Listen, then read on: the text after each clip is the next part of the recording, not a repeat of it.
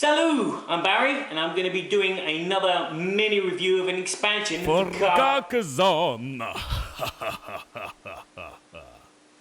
Well, thank you very much. No problem. Yes, for Carcassonne. Okay, this, as I said, is a mini review. If you don't know what Carcassonne is, click the link here and watch my review on this game, because it is a game that you should already have. Why haven't you got it yet? Huh?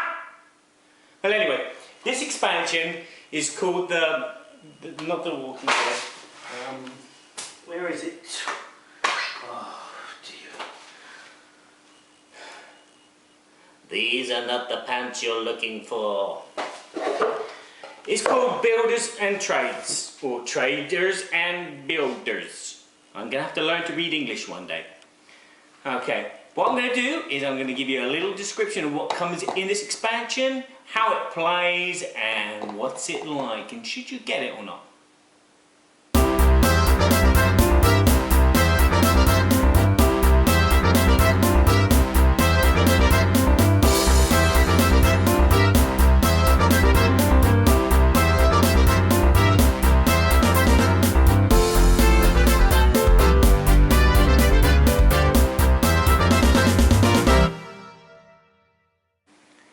So, what you get in the Traders and Builders expansion is you get 24 new land tiles. Okay, these come again in a different variety of layouts and styles. They also got these lovely little symbols on them. These symbols refer to these tokens over here, which are wine, grain and cloth. Wine's in the barrel, the grain is like grain, and the cloth is, yeah. There are also 12 new followers. You get 2 for each colour. One's a pig and one's a funny shape, which is supposed to be a builder. And the last but not least, the most important thing is this lovely sack. You get this sack and you can place all your tiles into, and when you're playing you draw from the sack, and it makes it a bit more inconspicuous and a bit more random of what tiles are pulled out. So, what new rules does this expansion come with? Well, let's start with the tiles.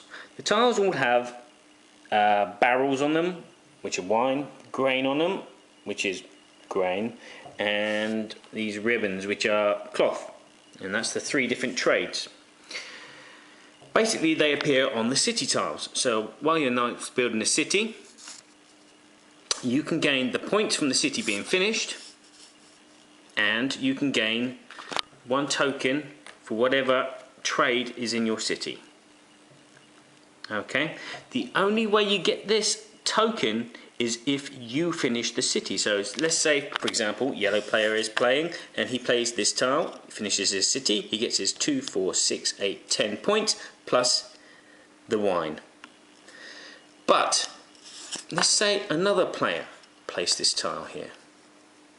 It would finish the city for yellow, giving them their points, but the yellow player would not get the barrel. It would be the player who played the finishing tile for the city. Now you may be asking yourself, why would I want to finish off a city of someone else's just to get these tokens? Well, let me tell you, there's 30 points up for grab here with these tokens.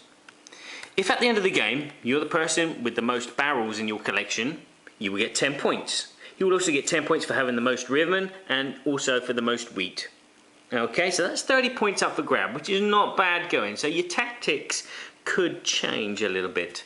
And again, if players are drawn for the same amount, they both get 10 points for having the most of a certain trade. Okay, so now let's talk about the builders, or the doozers as they were in Fraggle Rock.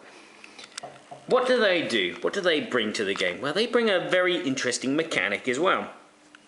Let's say, for example, this is the game, and it was Yellow's turn. He draws this tile and decides to place it on his city, making it larger. He can now use his builder and place that on that tile. Okay, he cannot place it on anything else. He always has to have a meeple on a city or a road which he already owns. He cannot place the builder willy-nilly wherever he wants. So what does this do? Well, let me explain a bit further. Let's say the red player's turn next. And he places this one here, making his road longer, and he places his builder there. Okay, now it's back to yellow. Yellow draws this tile, luckily, and so he attaches it to his city, making it larger. And because his city has the builder in it, he can immediately draw another tile and place it on wherever he wanted. In this case, it's another city tile. Now let's go back to red, because it would be red's turn afterwards, logically. Okay, let's say red drew this tile.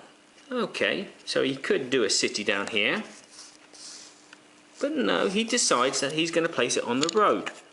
And because he's got a builder on that road, he can draw another tile immediately and play it. But at the same time, he scores for his road, he removes his meeple, gets his 1, 2, 3, 4 points, and then plays his other tile, like so, and places a meeple as normal. So basically a builder gives you another go after you've attached something to your road or to your building. Okay, let's talk about the pigs now. Now, what did the pigs do?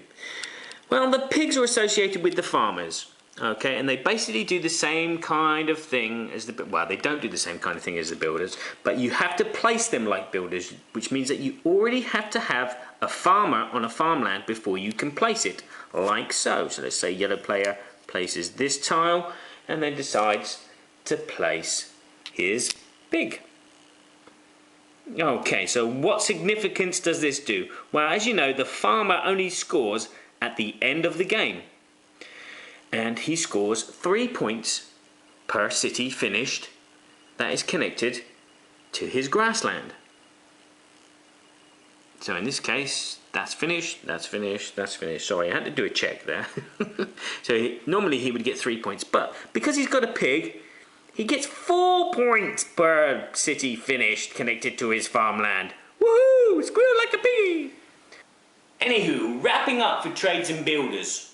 Is it an expansion you should get? Well, the 3 new variant rules I like them all. I love having the ability to finish someone else's city but gain all the tokens that they've been building into their city, and you know, they've been hoping to win. And then at the end of the game you get the kind of like a hidden score, because have you got more tokens than they have of the barrels, or have you got more wheat than they have? It gives that extra elevation. The builder, it's lovely to have another go after you've had another go. Who doesn't want to have another go after they've had another go? Huh? And the pig, it's just another way of getting points. It's very simple, but I can take it or leave it. I normally play with the trades and occasionally play with the builders, but definitely the trades. Every time we have the trades, don't we? Yeah. Okay, so with that said, the last thing I want to say is the sack. Sack, excellent addition. It's a lot more convenient to put all your tiles in the sack and pass it around the table than it is to have the actual stacks, because sometimes they do get knocked over. And the other thing is, when you've got different expansions, sometimes the printing quality is not the same, so you can tell. Well, some people can tell the difference and which expansion they're from. Yes, that one's from the Dragon and Princess. I'm not going to take that one because I don't want the dragon to move. Yeah, so sack, great addition. So would I get this? Yes, I would get this. The 3 variant rules are all different, and the sack is a bonus. Get it.